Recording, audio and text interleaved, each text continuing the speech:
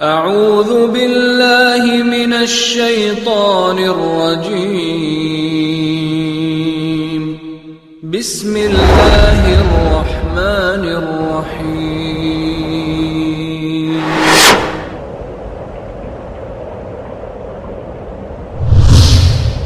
كنتم خير أمة أخرجت للناس تأمرون بالمعروف وتنهون عن المنكر وتؤمنون بالله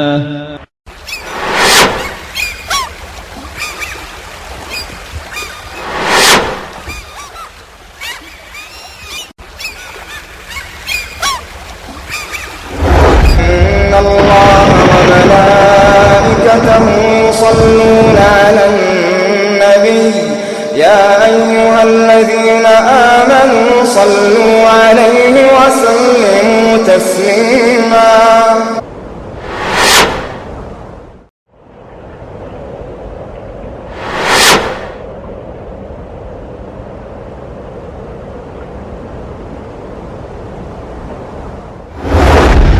یہود ہمیشہ پیچھے سے وار کرتا ہے اور پیچھے سے خفیہ چال چلتے ہیں، جیسا کہ آج بھی ان کی وہ پوری کوشش رہی ہے۔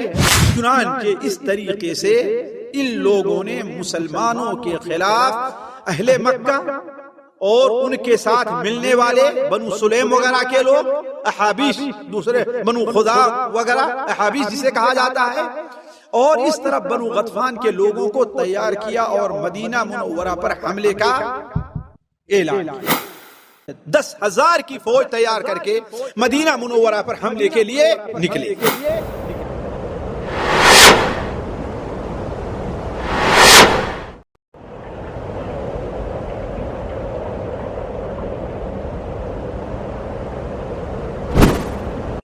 چنانچہ آپ صلی اللہ علیہ وسلم کے مشورے سے خندق کھودنے کا فیصلہ ہو گیا۔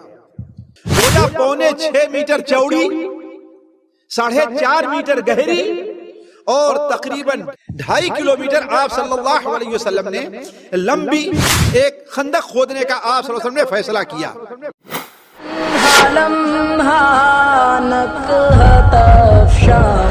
ان کی سنت پر سلام، لمحہ لمحہ نکہت افشاں، ان کی سنت پر سلام، رحمت للعالمین کے حسن سیرت پر سلام، نخل احسان و عطا صبح۔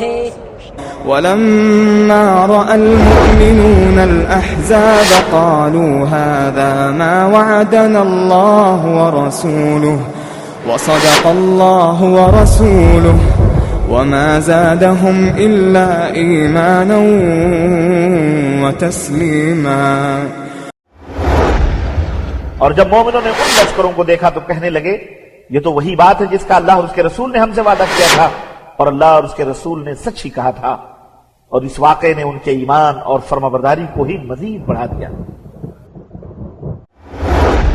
بسم اللہ الرحمن الرحیم، الحمدللہ رب العالمین والعاقبۃ للمتقین والصلاۃ والسلام علی رسولہ الکریم، اما بعد۔ حاضرین مجلس، سیرت النبی صلی اللہ علیہ وسلم مع حقیقت و نصیحت کی یہ 21ویں کڑی کچھ ہی دیر میں آغاز ہوا چاہتی ہے۔ قبل اس سے کہ شیخ محترم ہمارے درمیان تشریف لائیں، ہمیں پچھلے خطاب کا، پچھلے درس کا کچھ حصہ معلوم ہو جائے۔ پچھلے درس کی اہم چیزیں جو تھی ہم نے سنی تھی کہ غزوہ بنی نضیر، ان کے ساتھ اللہ کے رسول صلی اللہ علیہ وسلم نے کیا معاملہ پیش کیا اور کس طریقے سے ان کے ساتھ معاملہ ہوا، اور اس کے ساتھ ساتھ غزوہ بن المصطلق کہ اس کے اندر مسلمانوں نے کس طریقے سے کفار کے ساتھ لڑائی کی، اور اس کے بعد ہم نے اسی کے ساتھ ساتھ حضرت عائشہ رضی اللہ تعالی عنہا پر جو تہمت لگائی گئی، منافقین کی جو باتیں ہوئی تھی مسلمانوں کے تعلق سے اور مسلمانوں کو نکال بھگانے کے تعلق سے مدینہ منورہ سے، اور اسی طریقے سے غزوہ ذات الرقاع کے تعلق سے ہم نے سنا تھا کہ جہاں پر مسلمان تیر کھاتے رہے اور مسلمان صحابہ کرام رضوان اللہ علیہم اجمعین کا نماز میں خشوع و خضوع کیسا ہوا کرتا تھا. یعنی یہ ساری باتیں بڑی تفصیل کے ساتھ بڑے واقعات کی روشنی میں ہم نے الحمدللہ سنی تھی. اسی چیز کو آپ ذہن میں رکھتے ہوئے انشاءاللہ تعالی اگلا درس بھی آپ سماعت فرمائیں. میں بلا کسی تاخیر فضیلت الشیخ استاد محترم مقصود حسن صاحب فیضی حفظہ اللہ سے گزارش کرتا ہوں کہ تشریف لائیں اور سیرت النبی صلی اللہ علیہ وسلم ما حقیقت و نصیحت کی 21ویں کڑی کا آغاز فرمائیں. السلام علیکم ورحمۃ اللہ. بسم اللہ الرحمن الرحیم. الحمد للہ رب العالمین الرحمن الرحیم مالک یوم الدین ونشهد أن لا إله إلا الله ونشهد أن سيدنا ومولانا محمدا عبده ورسوله أرسله إلى الناس كافة بشيرا ونذيرا. أما بعد فإن خير الحديث كتاب الله وخير الهدي هدي محمد صلى الله عليه وسلم وشر الأمور محدثاتها وكل محدثة بدعة وكل بدعة ضلالة وكل ضلالة في النار. أعوذ بالله السميع العليم من الشيطان الرجيم. بسم الله الرحمن الرحيم. ولما رأى المؤمنون الأحزاب قالوا هذا ما وعدنا الله ورسوله وصدق الله ورسوله وما زادهم إلا إيمانا وتسليما. سبحانك لا علم لنا إلا ما علمتنا إنك أنت العليم الحكيم. رب اشرح لي صدري ويسر لي أمري واحلل عقدة من لساني يفقه قولي واحلل عقدة من لساني يفقه قولي. عزیز ساتھیو،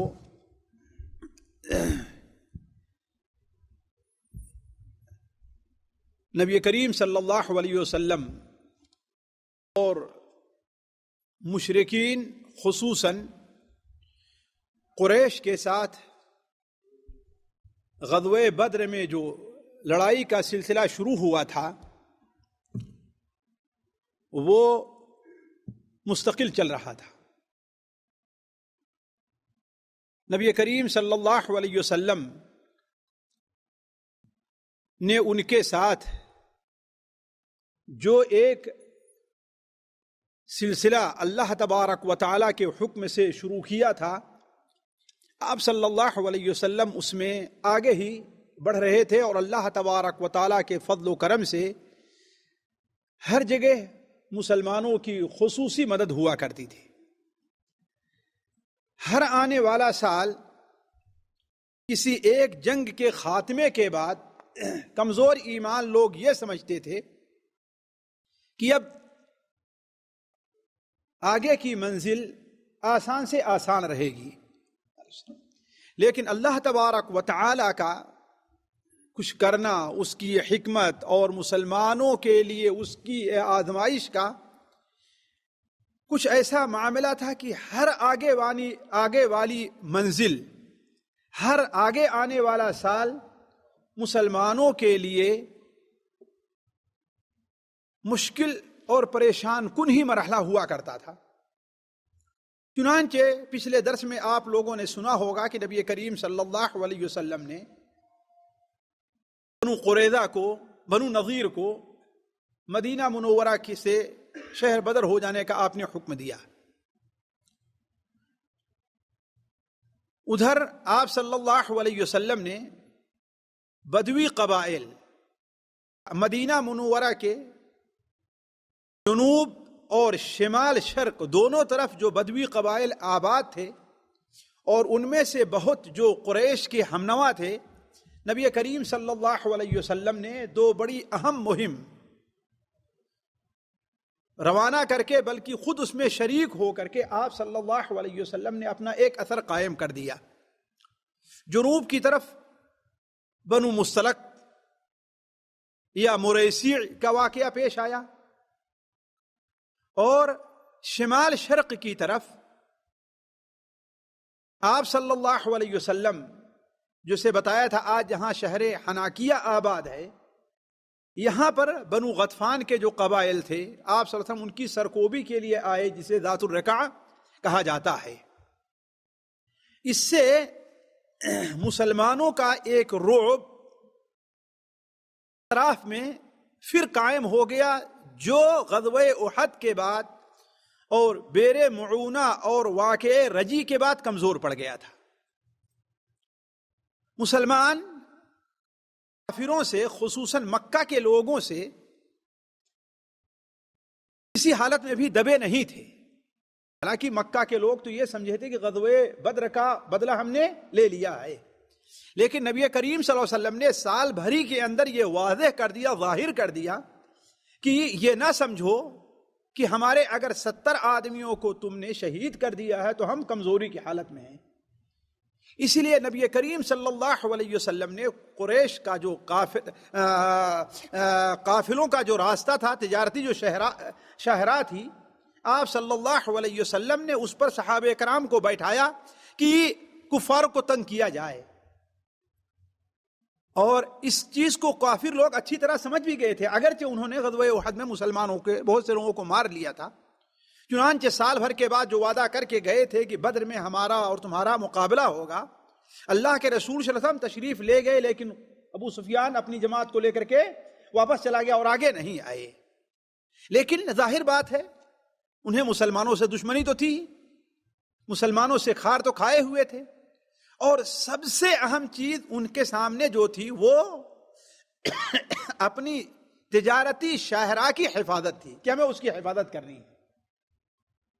لیکن اب یہ آزما لیے تھے کہ ہم اکیلے ان کے ساتھ کچھ نہیں کر سکتے، لہذا اللہ کا کرنا یہ کہ بنو نذیر کے جو لوگ مدینہ منورہ سے نکالے گئے تھے اور جا کر کے خیبر میں اور علا میں آباد ہوئے تھے، انہیں ان کے لحاظ سے ایک بہترین موقع نظر آیا۔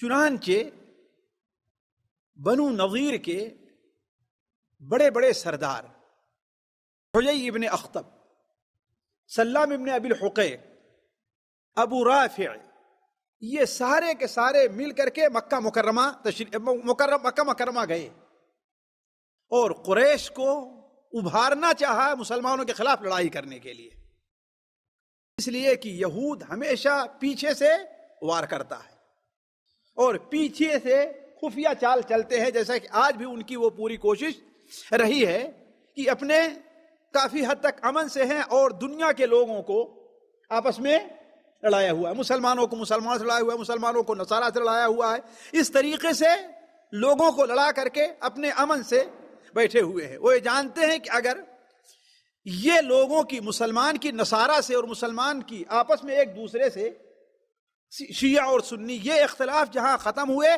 تو ہمارے لیے وہ فارغ ہو جائیں گے، ہمارا فلسطین کے اندر رہنا مشکل ہوگا۔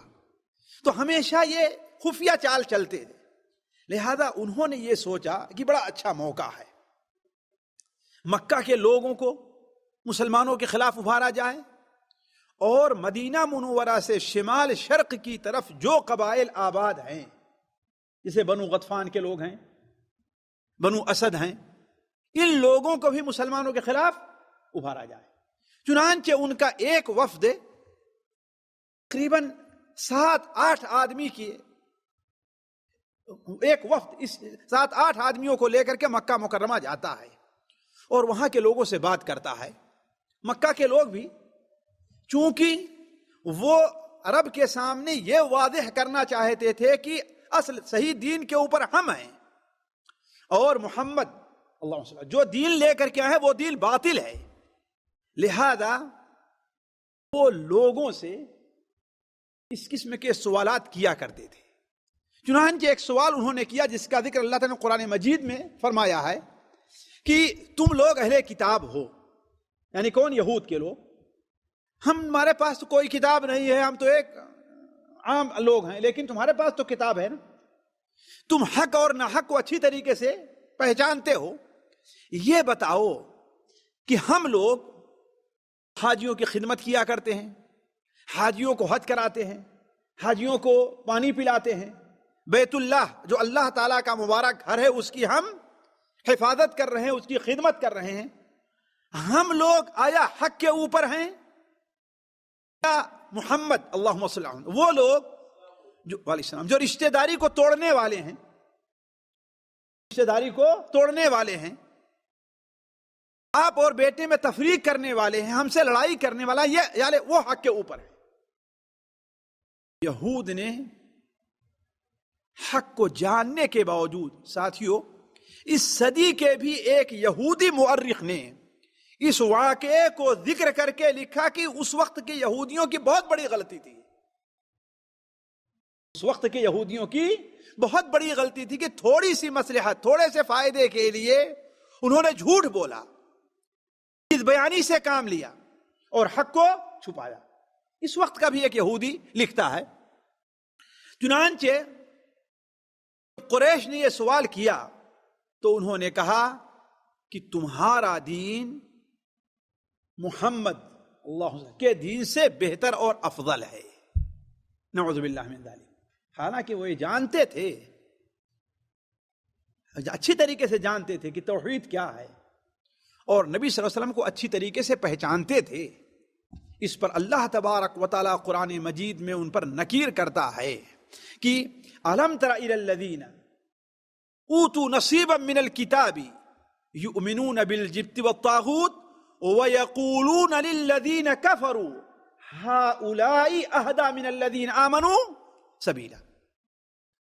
آپ ان لوگوں کو بھی دیکھتے ہیں جنہیں کتاب دی گئی، کتاب کا علم، تورات کا علم دیا گیا، اولاً تو وہ جادو ٹونا، دھوکے بازی اور طاغوت پر ایمان لے آتے ہیں اور کہتے ہیں کہ یہ کافر لوگ، یہ مکہ کے مشرکین مومنوں سے افضل ہیں۔ اولئک الذین لعنہم اللہ، یہی لوگ ہیں جن کے اوپر اللہ تبارک و تعالی لعنت بھیجتا ہے، اور جس کے اوپر اللہ تعالی لعنت بھیج دے ان کی مدد کرنے والا آپ کسی کو نہیں پائیں گے۔ یہ اشارہ بھی تھا کہ یہود جتنی بھی کوشش کریں وہ کبھی کامیاب نہیں ہو سکتے۔ لن تجد لہ نصیرا، آپ ان کی مدد کرنے والا کسی کو نہیں پائیں گے۔ تو ان لوگوں نے وہاں جا کر کے اہل قریش کی یہ موافقت کی، اور اس کے بعد قریش کو مدینہ منورہ پر حملہ کرنے کی دعوت دی کہ آپ لوگ حملہ کرو، میں آپ لوگوں کے ساتھ ہوں، اور بنو غطفان کے لوگ بھی آپ کا ساتھ دینے کے لیے تیار ہیں۔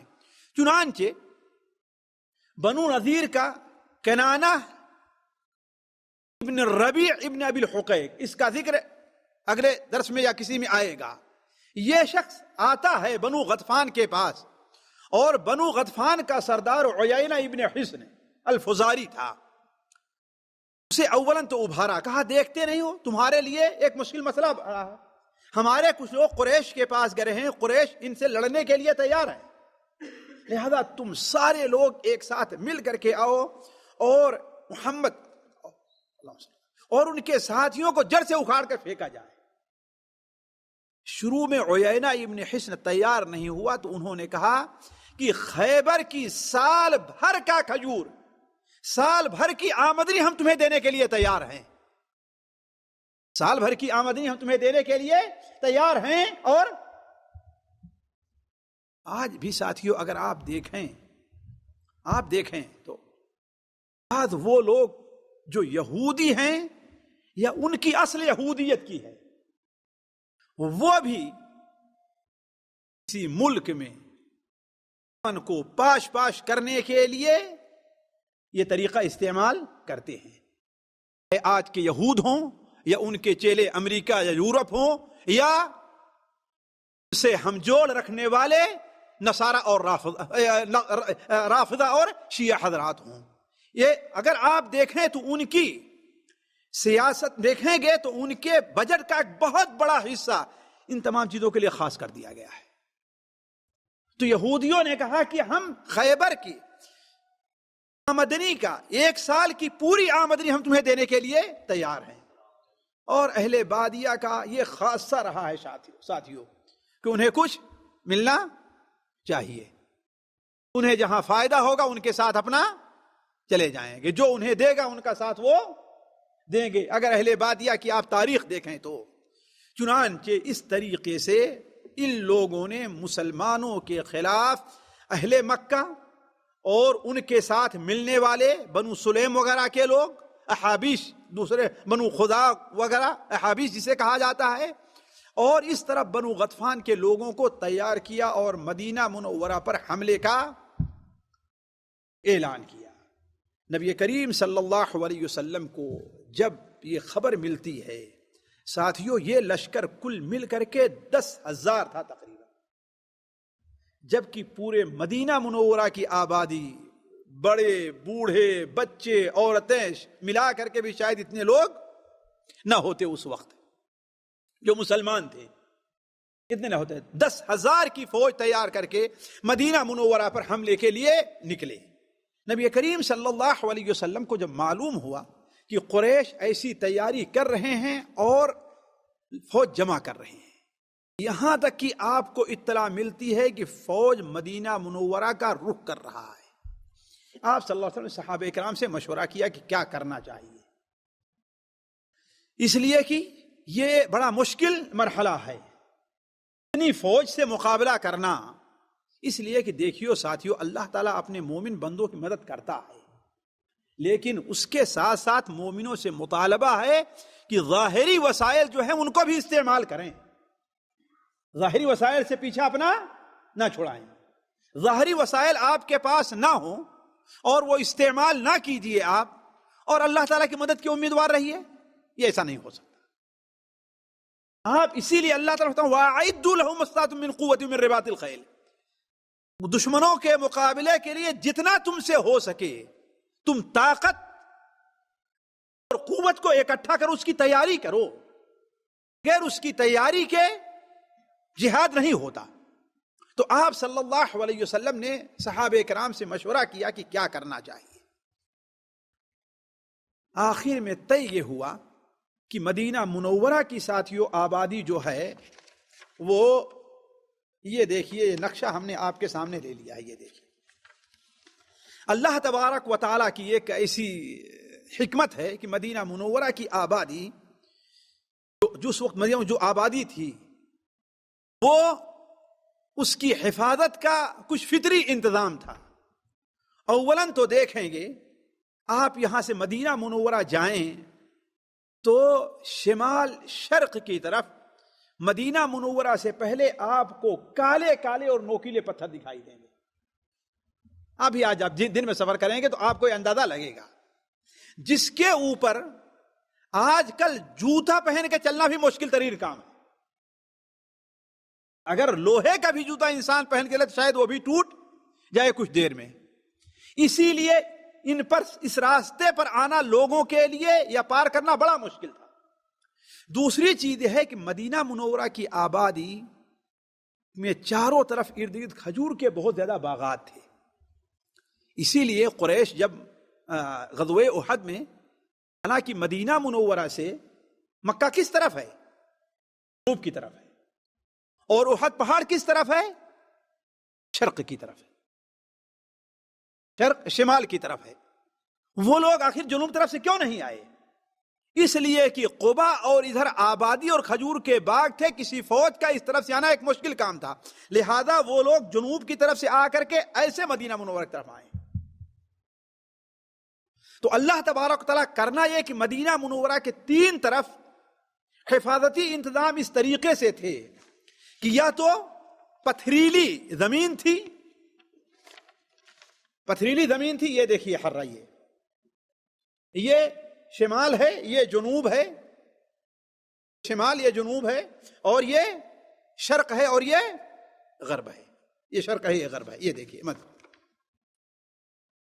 ادھر سے قریش کا راستہ ہے، لیکن اب ادھر سے اندر آنا ان کے لیے مشکل ہے۔ آپ دیکھ رہے ہیں یہ آبادی ہے یا تو یہ چیز ہے، لہذا قریش یہاں سے آئے ہیں اور یہاں پر آئے ہیں۔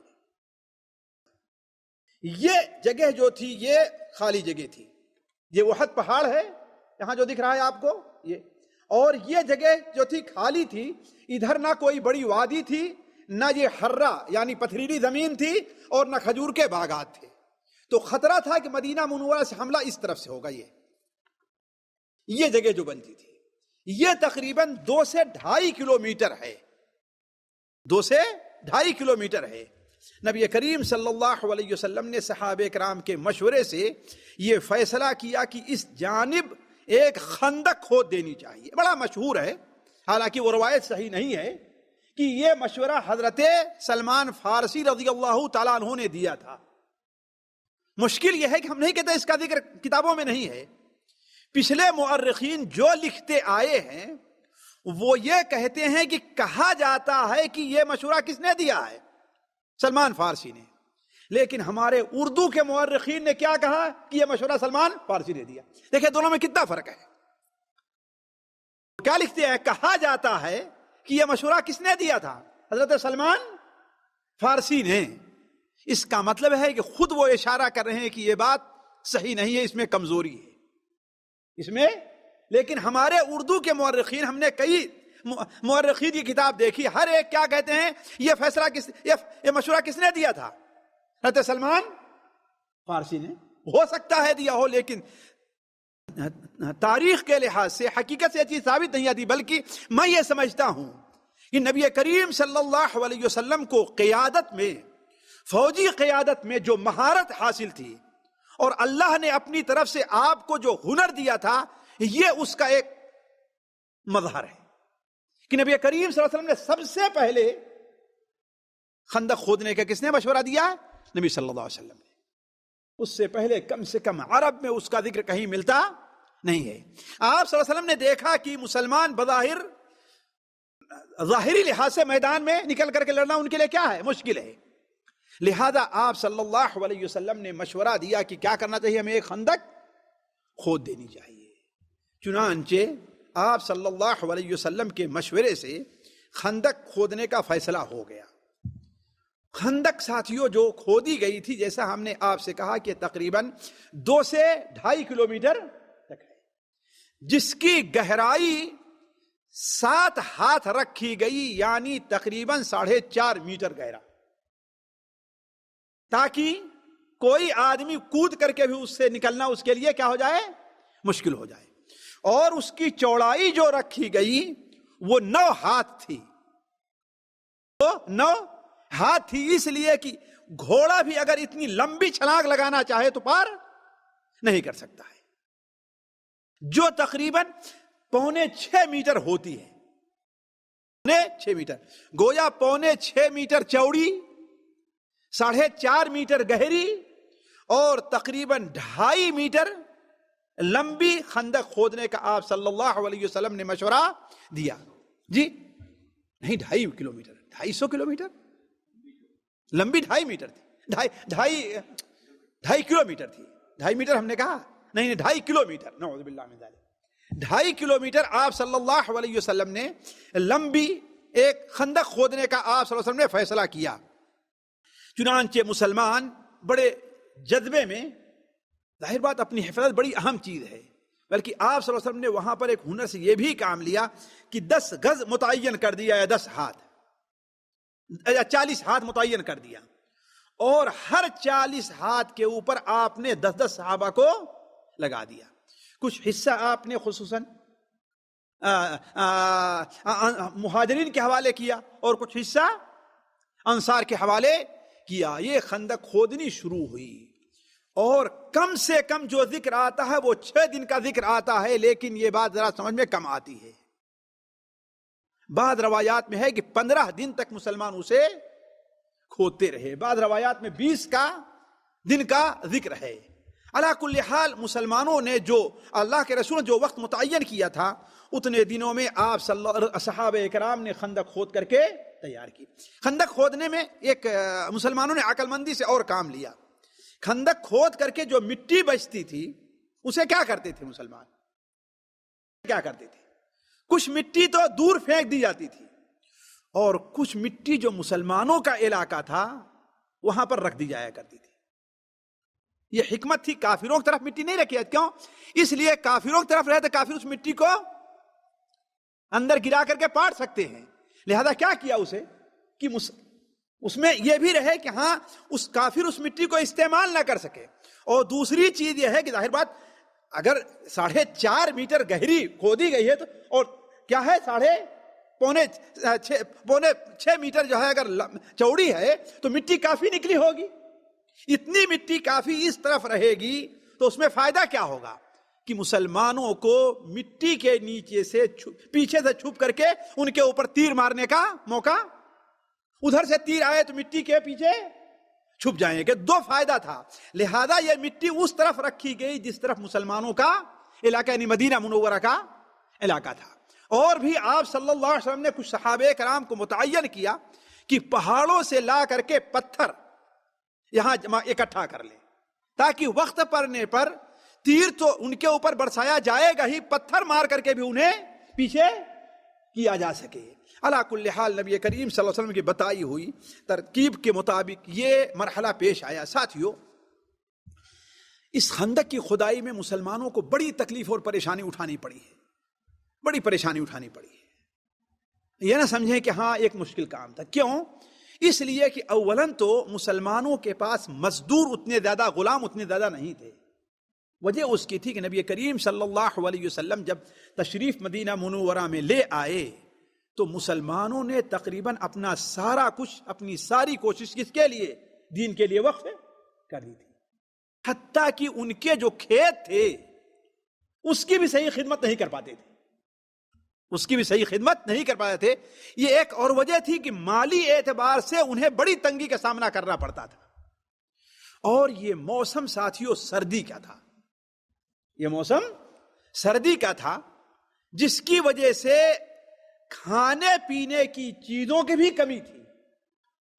اور تیسری بات آپ یہ نہ بھولیں کہ یہاں سردی میں ہوا بڑی تیز چلتی ہے, ہوا سردی میں اور بڑی ٹھنڈی ہوا چلتی ہے. باہر رہنا انسان کے لیے کیا ہوتا ہے, ایک مشکل کام ہوا کرتا ہے. تو ایک طرف تو مسلمانوں کی تنگ دستی, دوسری طرف کھانے پینے کی کمی, اور تیسری طرف سردی کا موسم. اس لیے بعد بڑے بڑے لوگ جو تھے وہ خود بھی چونکہ مزدور نہیں تھے لہذا وہ بھی خندق کی کھدائی اپنے ہاتھ سے کیا کرتے تھے. اور یہ کام تقریباً 1000 مسلمان کر رہے تھے, 1000 مسلمان کر رہے تھے. نبی کریم صلی اللہ علیہ وسلم خود بھی ان کے ساتھ شریک رہتے تھے. حضرت انس بن مالک رضی اللہ تعالی عنہ نے بعض حالات جو ذکر کیے صحیح بخاری شریف وغیرہ میں ہے, بلکہ بیان کر پاتے ہیں کہ ایک بار کئی دن ہو گیا ہم لوگ کچھ کھائے نہیں, تو ہمیں جو لے آیا گیا, اسے کوٹا گیا اور بدبو کرتی ہوئی چربی, اس لیے کہ خشک ہے وہ اندر جانا اس کا کیا ہے مشکل ہے, تو بدبو کرتی ہوئی چربی کے اندر اسے گوندھا گیا. ساتھی حضرت انس بن مالک کہتے ہیں کہ اس کے اندر بو ایسی تھی کہ ناک پہ رکھو تو بو آ رہی ہے, گلے میں رکھو تو گلے سے اندر نہیں جا رہا ہے, لیکن مجبوری تھی کہ کوئی چیز ہمیں کھانے کو ملی نہیں تھی, جس کی وجہ سے ہم مجبور ہو کر کے اسے کھایا کرتے تھے. لیکن اللہ کا شکر ہے کہ مسلمانوں کی اگرچہ وہ بظاہر کمزور تھے لیکن نفسیاتی طور پر وہ کمزوری کے شکار کبھی نہیں ہوئے. کیوں؟ خود نبی کریم صلی اللہ علیہ وسلم ان کے ساتھ مل کر کے خندق کھودا کرتے تھے, مٹی ڈھویا کرتے تھے. بلکہ حضرت برا ابن عازب کی ایک روایت ہے صحیح بخاری اور صحیح مسلم میں کہ نبی کریم صلی اللہ علیہ وسلم کو ایک بار میں نے دیکھا کہ آپ کے جسم کے اوپر اتنی مٹی لدی ہوئی, اتنی مٹی اٹی ہوئی تھی کہ آپ کا چمڑا نہیں دکھائی دے رہا تھا, اس قدر مٹی تھی. اور آپ صلی اللہ علیہ وسلم ان کے ساتھ مل کر کے وہ لوگ بھی رج شعر گایا کرتے تھے. ایک بار آپ صلی اللہ علیہ وسلم باہر تشریف لے آتے ہیں, دیکھا صحابہ کرام محنت کر رہے ہیں, تو انہیں دیکھ کر کے آپ نے کیا فرمایا, اللہم لا عیش الا عیش الآخرہ فاغفر للانصار والمہاجرہ. اے اللہ تبارک و تعالی, اصل زندگی تو کہاں کی زندگی ہے, آخرت کی زندگی ہے. بظاہر ان کے حالات اگرچہ ہیں لیکن اصل زندگی کیا ہے؟ آخرت کی زندگی ہے.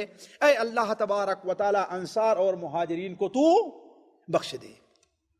بلکہ آپ صلی اللہ علیہ وسلم ان کے ساتھ ساتھ مل کر کے ایک شعر ہے، لولا اللہ مہتدینا ولا تصدقنا ولا صلینا، اگر اللہ تعالیٰ نہ ہوتا تو ہمیں ہدایت نہ ملتی، نہ ہم صدقہ دینے کے لائق ہوتے، نہ ہمیں نماز پڑھنے کا طریقہ معلوم ہوتا. اے اللہ تبارک و تعالیٰ تو ہماری مدد کر، ہم اگر کافروں سے ملاقات کریں وثبت الاقدام ان لاقینا، اے اللہ تعالیٰ اگر ہم کافروں سے ملاقات ہو تو ہماری مدد فرما. اور ان الاولا قد بغوا علینا، یہ لوگوں نے ہمارے اوپر ظلم کیا ہے. وَإِن، اگر مجھ سے جو ہے کچھ چاہتے ہیں تو ہم ان کو دینے کے لیے تیار نہیں ہیں. تو یہ اشعار خود نبی اکرم صلی اللہ علیہ وسلم ان کے لو میں، ان کے لئے میں ملا کر کے آپ ہی ایسے اشعار پڑھا کر، جیسا کہ حدیث میں ہے. علی کل حال اس طریقے سے آپ صلی اللہ علیہ وسلم اور صحابہ کرام نے خندق کو بنا لیا. آگے بڑھنے سے پہلے چند چیزیں اور آپ کے سامنے میں رکھتا ہوں. دیکھیے، ایک چیز یہ کہ اللہ تبارک و تعالی مسلمانوں کی ہر پریشان موقف میں ان کی دلجوئی کا اور ان کی ثابت قدمی کا سامان پیدا کر دیتا تھا. سامان پیدا کر دیتا تھا. وہ کس طریقے سے؟ نبی کریم صلی اللہ علیہ وسلم کے دست مبارک پر بعد معجزات کا ظہور ہوتا تھا تو مسلمان کیا سمجھتے تھے کہ ہاں ہم حق پر ہیں، اور ان کے اندر اور جذبہ پیدا ہوتا تھا. تو خندق کے کھدائی کے درمیان بھی بعد معجزات کا ظہور ہوا. چنانچہ صحیح بخاری شریف وغیرہ میں حضرت براء ابن عازب سے مروی ہے، مسند احمد میں، سنن نسائی بڑی مفصل ہے کہ ایک بار ہم لوگ خندق کھود رہے تھے کہ سخت چٹان سامنے آ گئی. ہم میں کے ہر زور آور نے، ہر طاقتور نے اپنا زور آزما لیا، لیکن وہ چٹان ٹوٹنے پر آتی ہی نہیں. لیکن اس کو توڑنا ہے، اس لیے کہ وہاں پر گڑھے کرنا ہے. جب ہم سب لوگ عاجز آ گئے، ظاہر بات ساتھیو اس کی ایک وجہ اور یہ تھی کہ مسلمان 3 دن ہو گیا تھا انہوں نے کچھ کھایا نہیں تھا. 3 دن صرف پانی پر گزارا تھا. بلکہ صحابہ کرام رضوان اللہ علیہم اجمعین نے اپنے جسم کے اوپر پتھر باندھ لیا. اپنے پیٹ کے اوپر، اپنے پیٹ پر پتھر. یہ چیز ہم آپ لوگ سنتے آئے ہیں. ہوتا یہ تھا کہ اس علاقے میں ایک پتھر ایسا ملتا تھا جو ٹھنڈا ہوا کرتا تھا. گرم پتھر نہیں ہوتا تھا، ٹھنڈا ہوتا تھا. اگر اس کو پیٹ خالی ہونے کی وجہ سے یہاں پر باندھ لیا جاتا تھا تو اس کا 2 فائدہ ہوتا تھا. ایک فائدہ تو یہ ہے کہ یہ جگہ خالی نہیں محسوس ہوتی تھی، یہ جگہ خالی محسوس نہیں ہوتی تھی، ایک چیز. دوسری چیز یہ ہے کہ خشکی کی وجہ سے گرمی پیٹ کے اندر پیدا نہیں ہو پاتی تھی. اور تیسرا فائدہ یہ ہوتا تھا کہ اگر یہ چیز خالی رہے تو کمر جھک جائے گی. جب پیٹ پر یہاں پتھر رکھ لیتے تو کمر جھکنے نہیں پاتی تھی. یہ اللہ تعالیٰ کی ساتھیوں مہربانی ربوبیت کا ظاہر ہے کہ ہر علاقے میں رہنے والے لوگوں کے لیے آج تو طب اتنا آگے بڑھ چکا ہے نا، لیکن ان کو اپنی حفاظت کے اللہ تعالیٰ طریقے بتاتا ہے. تو وہ لوگ وہ پتھر باندھا کرتے تھے. ظاہر بات پتھر باندھے ہوئے 3 دن ہو گیا تو کچھ کھایا نہیں ہے. ساتھیوں ہم 12 گھنٹے 16 گھنٹے کو روزہ نہیں رکھ پاتے ہے کہ نہیں؟ اور جانتے ہیں اگر کمزوری ہوتی ہے، بھوک رکھتی ہے تو طاقت بھی نہیں لگتی ہے. ہر مسلمان نے اپنا زور آزمایا، بڑے بڑے بہادروں نے بھی، لیکن وہ چٹان اپنی جگہ سے ٹس مس ہونے کے لیے تیار نہیں ہے. آپ صلی اللہ علیہ وسلم کو اطلاع دی گئی. آپ صلی اللہ علیہ وسلم وہاں اس کھاڑی کے پاس آئے، خندق کے پاس، اور کہے کہ مجھے کدال دو، میں نیچے اترتا ہوں. جب آپ صلی اللہ علیہ وسلم نے اپنی چادر اٹھا کر کے نیچے رکھی تو صحابہ کرام نے دیکھا کہ ہم لوگوں نے تو اپنے پیٹ پر ایک ایک پتھر باندھا ہے اور نبی صلی اللہ علیہ وسلم نے 2 پتھر باندھ رکھا ہے. آپ صلی اللہ علیہ وسلم نے اپنے پیٹ کے اوپر 2 پتھر باندھ رکھا. اس وقت صحابہ کرام کو اس کا اظہار ہوا. چنانچہ اسی حالت میں آپ صلی اللہ علیہ وسلم اترے اور اللہ کا نام لے کر کے ایک بار کیا ہے آپ نے تو زور کی چنگاری اڑی، زور کی چنگاری اڑی. آپ نے اللہ اکبر کہا، مسلمانوں نے اللہ اکبر کہا. دوسری بار آپ نے وار کیا، پھر چنگاری اڑی اور آپ صلی اللہ علیہ وسلم نے اللہ اکبر کہا، مسلمانوں نے. پھر تیسری بار آپ نے جب وار کیا چنگاری اڑی، اور راوی بیان کرتے ہیں کہ وہ پتھر ایسا نرم ہو گیا کہ بالکل بھسبھسا سا ہو گیا ہے، بالکل ٹوٹ کر کے چور ہو گیا ہے۔ تو صحابہ کرام نے کہا اے اللہ کے رسول صلی اللہ علیہ وسلم، چنگاری اڑی ہے اور آپ اللہ اکبر، اس کا کیا مقصد ہے؟ کہا پہلی بار جب چنگاری اڑی ہے تو اس کی روشنی میں ہم نے روم، قیصر روم کے سرخ محلات کو ہم نے دیکھا ہے۔ دوسری بار جو چنگاری اڑی ہے اس میں ہم نے کسرا کے مدائن، شہروں کے محلات کو دیکھا ہے، اور تیسری بار صنعا اور صنعا سے آگے بالکل حبشہ تک کے جو محلات ہیں ہم نے ان کو دیکھا ہے۔ یہ اس بات کا مطلب یہ ہے کہ یہ شہر اے مسلمانوں تمہارے ہاتھ فتح ہو کر کے رہیں گے، تمہارے ہاتھ فتح ہو کر کے رہیں گے۔ اور وہی صحابہ کرام جو غزوہ خندق میں شریک تھے، انہی لوگوں نے ان شہروں کو فتح کیا ہے، انہی لوگوں نے ان شہروں کو فتح کیا ہے۔ یہ مرحلہ پیش تو آیا، لیکن حضرت جابر بن عبداللہ رضی اللہ تعالی عنہ یہ صورتحال دیکھ رہے تھے۔ آپ کے چہرے کی حالت دیکھی اور دیکھا آپ کے پیٹ پر 2 پتھر ہیں، تو اللہ کے رسول سے اجازت چاہتے ہیں کہ اے اللہ کے رسول صلی اللہ علیہ وسلم، مجھے آپ اجازت دے دیجئے گھر جانے کے لیے۔ گھر گئے، اپنی بیوی سے کہا کہ ہم نے اللہ کے رسول صلی اللہ علیہ وسلم کی وہ حالت دیکھی ہے کہ اس پر صبر نہیں کیا جا سکتا، آیا تمہارے پاس کچھ ہے؟ کہا کہ کیا ہے؟ صرف ایک بکری کا بچہ ہے۔ کہا اسے ذبح کر دو، ذبح کر دو۔ ساتھیو صرف ایک بکری کے بچے کے مالک تھے، کہا اسے ذبح کرو۔ اور کچھ؟ کہا کہ 1 سا جو ہے، 1 سا جو ہے، یعنی تقریباً 2.5 کلو، 2.5 سیر۔ کہا کہ ٹھیک ہے، ایسا کرتا ہوں کہ بکری کے بچے کو ذبح میں کرتا ہوں، اور یہ جو ہے اس کا دلیا یا اس کا آٹا کون بنائے؟ تم بناؤ۔ چنانچہ بیوی آٹا پیسنے لگی، آٹے کو تیار کیا، اور تو جابر عبداللہ اتنی دیر میں بکری کو ذبح کر کے فارغ ہو گئے۔ دونوں نے مل کر کے، بیوی نے آٹا گوندھا، حضرت جابر بن عبداللہ رضی اللہ تعالی عنہ نے بکری گوشت کو کس پر رکھا؟ ہانڈی پر رکھا۔ اور جب تیار ہونے کے قریب ہوا تو کہا کہ بیوی نے جائیے اللہ کے رسول صلی اللہ علیہ وسلم چپکے سے کہیے گا، کسی اور کو معلوم نہ ہو پائے، چپکے سے کہنا کہ اے اللہ کے رسول صلی اللہ علیہ وسلم، چھوٹی سی بکری تھی اور اتنا آٹا 2.5 کلو جو تھا آپ کے لیے، اور آپ اپنے ساتھ 1-2 آدمی جس کو ساتھ لینا چاہیں لے لیں۔ کہا کہ کیا کتنا انتظام کیا ہے؟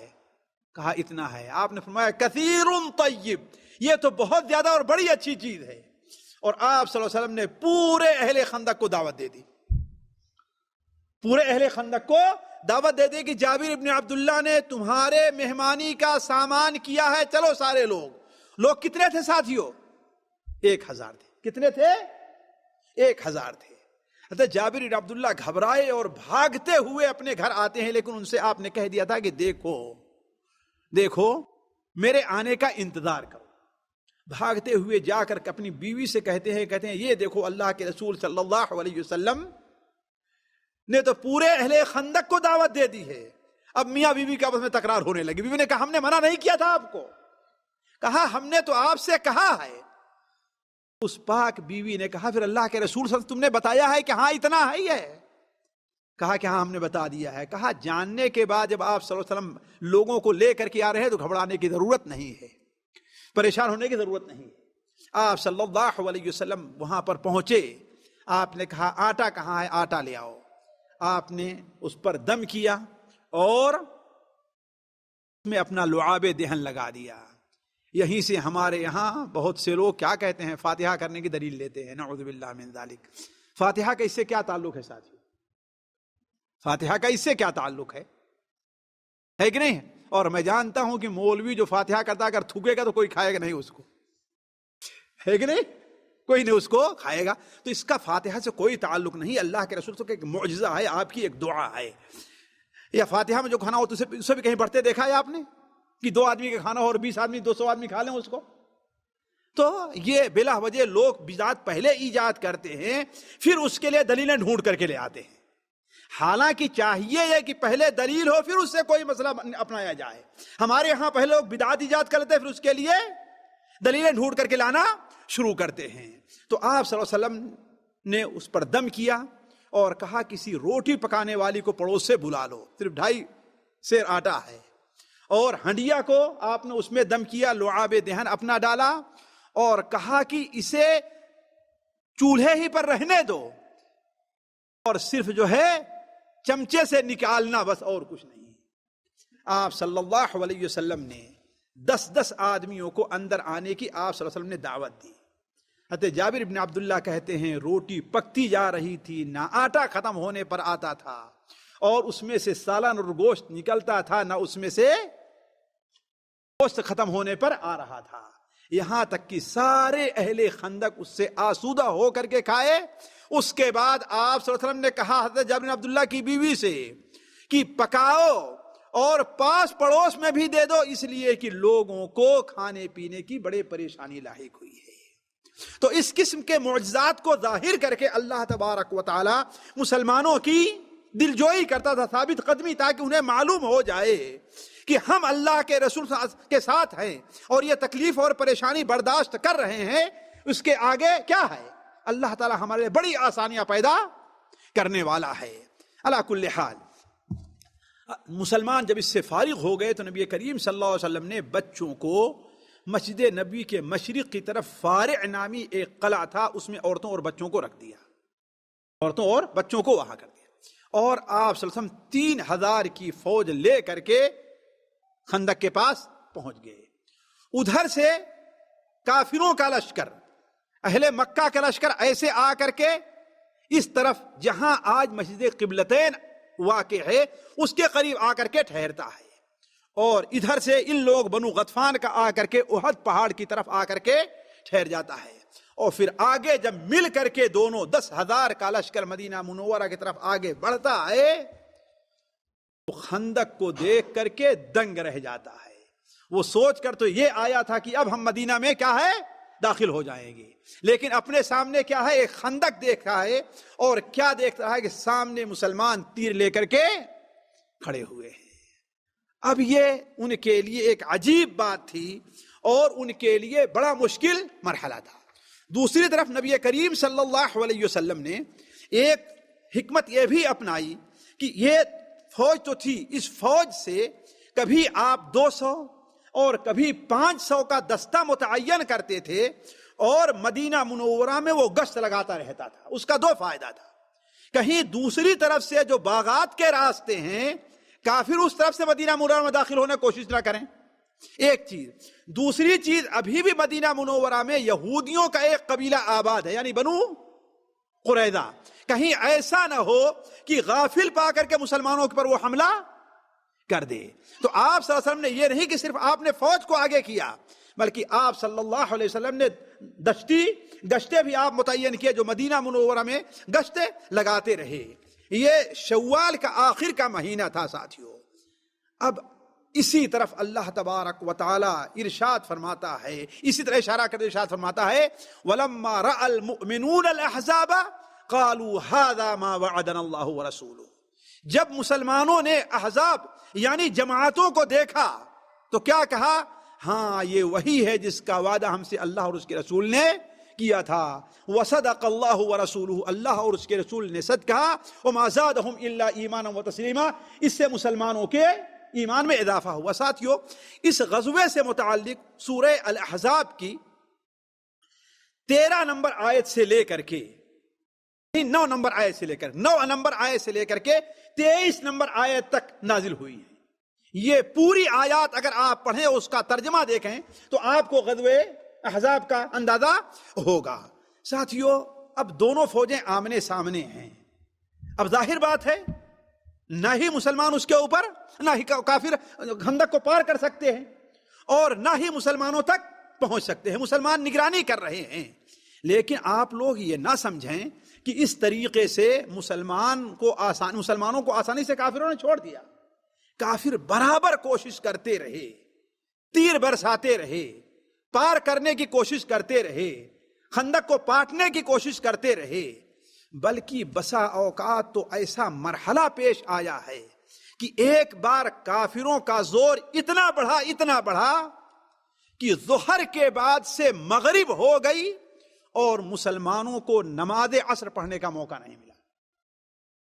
کیوں؟ اس لیے کہ نماز عصر میں مشغول ہوتے تو ادھر سے کافر کسی بھی طریقے سے خندق کو پار کر کے، یا ایک آدمی کود کر کے آتا اور ادھر سے جو مٹی تھی وہ گرا کر کے وہ پار کرنے کی کوشش کرتی ہے، لیکن ادھر سے وہ تیر برسا رہے ہیں، قریب آنا چاہتے تو مسلمان ادھر سے تیر پھینک رہے ہیں اور پتھر پھینک کر کے انہیں پیچھے کر رہے ہیں۔ جب سورج ڈوب گیا، حضرت عمر رضی اللہ عنہ غصے میں اللہ کے رسول کی خدمت میں آتے ہیں اور کافروں کو گالی دے رہے ہیں، کہتے ہیں اے اللہ کے رسول صلی اللہ علیہ وسلم، عصر کی نماز تو آج میں سورج ڈوبتے ڈوبتے پڑھا۔ آپ نے کہا تم نے تو پڑھ لی ہے، ابھی تک ہم نے عصر کی نماز نہیں پڑھی۔ تو اس دن عصر کی نماز آپ صلی اللہ علیہ وسلم نے سورج ڈوبنے کے بعد پڑھی تھی، اور علماء کہتے ہیں کہ چونکہ ابھی تک صلاۃ خوف یعنی خوف کی جو نماز پڑھنے کی ہے وہ حکم نازل نہیں ہوا تھا، بلکہ ایک دن ساتھیوں اس سے بھی مشکل کا وقت آیا۔ صبح ہی سے کافر جب تنگ آ گئے تو ایسا تیز حملہ شروع کیا، تیروں کا برسانا ہے، اس کنارے جا کر کے پار ہونے کی کوشش کرنا ہے، خندق کو پاٹنے کی کوشش کرنا ہے، کہ 3000 مسلمان جو 2.5 کلومیٹر کی دوری پہ پھیلے ہوئے تھے، اس قدر مشغول ہوئے کہ ظہر کی نماز نہیں پڑھ سکے، عصر کی نماز نہیں پڑھ سکے، حتیٰ کہ مغرب کی نماز نہیں پڑھ سکے۔ سنن نسائی کے اندر روایت ہے کہ نبی کریم صلی اللہ علیہ وسلم نے 4 نمازیں اکٹھا ایک ساتھ پڑھی ہیں، 4 نمازیں اکٹھا ایک ساتھ پڑھی ہیں۔ ساتھیوں، اس سے معلوم ہوتا ہے کہ اگر کسی کی نماز کسی مجبوری سے قضا ہو جائے تو اس کو قضا پڑھ لے، لیکن شرط یہی ہے کہ مجبوری سے، یہ نہیں کہ سویا رہے، الارم نہ لگائے اور کہے کہ نماز قضا میں پڑھ لوں گا۔ مارکیٹ گھومنے کے لیے گیا، بازار میں گھوم رہا، ارے بھائی یہاں کہاں مسجد ملے گی، ہے کہ نہیں؟ اگر ابھی استنجا کرنا ہو جگہ مل جائے گی، ملے گی استنجا کرنے کے لیے جگہ مل جائے گی بازار میں نا، لیکن مسجد کے بعد میں، لیکن نماز پڑھنے کے لیے جگہ نہیں ملے گی۔ قضائے حاجت کے لیے جانے کے لیے وقت مل جائے گا، اس لیے اس کو ضروری سمجھا ہے، لیکن نماز کو ضروری نہیں سمجھا، یہ غلط ہے۔ اگر کوئی آدمی جان بوجھ کر کے نماز کو ترک کر دے رہا ہے تو مجھے تو شبہ ہے کہ اس کی نماز ہوگی بھی کہ نہیں ہوگی۔ بہت سے علماء کہتے ہیں اسے اب نماز پڑھنی ہی نہیں چاہیے، اب اس کی نماز نہیں ہوگی، اسے اللہ تعالیٰ توبہ اور استغفار کرنا چاہیے۔ تو کہنے کا مطلب یہاں سے یہ مسئلہ ہوا کہ اگر کسی مجبوری کے تحت ایسا مشکل وقت ہے، مجبوری ہے، پریشانی ہے کہ کوئی آدمی نماز نہیں پڑھ سکا تو نماز قضا پڑھ لے، لیکن جان بوجھ کر کے چھوڑ کر کے نہیں۔ تو کہنے کا مطلب یہ ہے ساتھیوں، اس طریقے سے مسلمانوں کے اوپر مشکل سے مشکل ترین وقت آتے رہے، بلکہ ایک وقت تو ایسا آیا کہ تقریباً 20 دن گزر گئے ساتھیوں اس طریقے سے۔ کتنا؟ 20 دن گزر گئے اس طریقے سے۔ ایک دن تو کافروں نے فیصلہ کیا، ان کے چند پہلوانوں نے، جیسے عمرو ابن ود تھا، اکرمہ ابن ابی جہل اور دوسرے لوگوں نے یہ فیصلہ کیا کہ آج کچھ بھی ہو خندق پار جانا ہی ہے، ہم کو فیصلہ کر لیا، کچھ بھی ہو جائے آج ہمیں خندق پار جانا ہے۔ چنانچہ صبح کو نکلے اور آ کر کے معائنہ کرتے ہیں، اس طرف سے لے کر کے اپنے گھوڑے پہ سوار ادھر گئے، ادھر سے ادھر آئے، دیکھ رہے ہیں کہ کون سی ایسی جگہ مناسب ہے۔ کیوں؟ اس لیے کہ چونکہ مٹی بھی رکھی ہوئی تھی نا اس کنارے، اس لیے اگر کوئی کود کر کے آنا بھی جائے اس کے لیے ایک مسئلہ تھا، مٹی کے تودے پڑے ہوئے تھے ادھر۔ لیکن بعض جگہوں کو خالی چھوڑا گیا تھا، جسے بعض مؤرخین نے دروازے کا نام دیا ہے۔ بعض جگہوں کو کسی مقصد کے لیے خالی چھوڑا گیا تھا، تو وہ لوگ اس چیز کی تلاش میں رہے۔ چنانچہ بائیں طرف ایک جگہ دیکھا کہ فاصلہ تھوڑا سا کم دکھ رہا ہے، اس لیے کہ بسا اوقات بعض جگہ سخت رہی ہوگی، تنگ رہی ہوگی، تو ہو سکتا ہے وہ وہاں پر تھوڑی چوڑائی کم ہو۔ اور یہ ہے کہ یہ بھی دیکھا ہوگا کہ وہاں کنارے مٹی نہیں ہے، لہذا کوشش کر کے ان کے 3 یا 4 پہلوان خندق پار کرنے میں کامیاب ہو گئے. عمر ابن ود، اکرمہ ابن ابی جہل اور ہمارے خیال سے نوفل ابن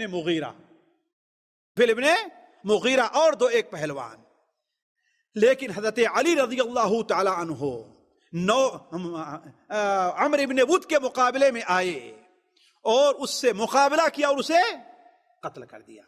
حضرت زبیر رضی اللہ تعالی عنہ نوفل ابن مغیرہ کے مقابلے پہ آئے، لیکن جب اس نے دیکھا کہ ہمارا پہلوان عمر ابن ود اتنا بڑا پہلوان ہے، وہ مارا گیا تو میری کیا مجال ہے، وہ بھاگ کھڑا ہوا اور مسلمان ان کا پیچھا کرنے لگے.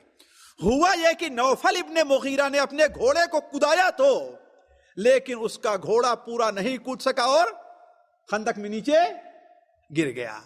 اب مسلمانوں نے اسے پتھر مار مار کر کے ہلاک کرنا چاہا تو اس نے کہا کہ ارے لوگو، اے عرب کے لوگو، عزت کی موت مرنے دو، یعنی لڑ کر کے یہ کیا تم ہمیں پتھر مار رہے ہو. چنانچہ حضرت زبیر رضی اللہ تعالی عنہ خندق میں کود گئے اور کہا کہ تجھ سے مقابلے کے لیے میں خندق میں آتا ہوں. اور جا کر کے اس کے جب مقابلہ ہوا تو اس کے اوپر ایک ایسا وار کیا ہے کہ اس کا کندھا کرتے کرتے اس کا آدھا جسم کٹ گیا. اتنا زور کا وار کیا اس کے اوپر. تو جب باہر نکل کر کے آئے حضرت زبیر بن عوام رضی اللہ تعالی عنہ تو لوگوں نے کہا کہ یہ تلوار تو بڑی تیز ہے، بڑا اچھا وار کرتی ہے. تو حضرت زبیر رضی اللہ عنہ اپنا مشہور مقولہ کہا تھا کہ صرف اس میں تلوار کا کمال نہیں ہے بلکہ زور بازو کا بھی بہت بڑا دخل ہے. اس میں صرف تلوار کا کمال نہیں ہے، اگر ہاتھ میں طاقت ہی نہ ہو، بازو میں طاقت ہی نہ ہو، تلوار کیا کام کرے گی. تو کہنے کا مطلب کہ کافروں نے یہاں تک کوشش کی کہ خندق کو پار کر لیں.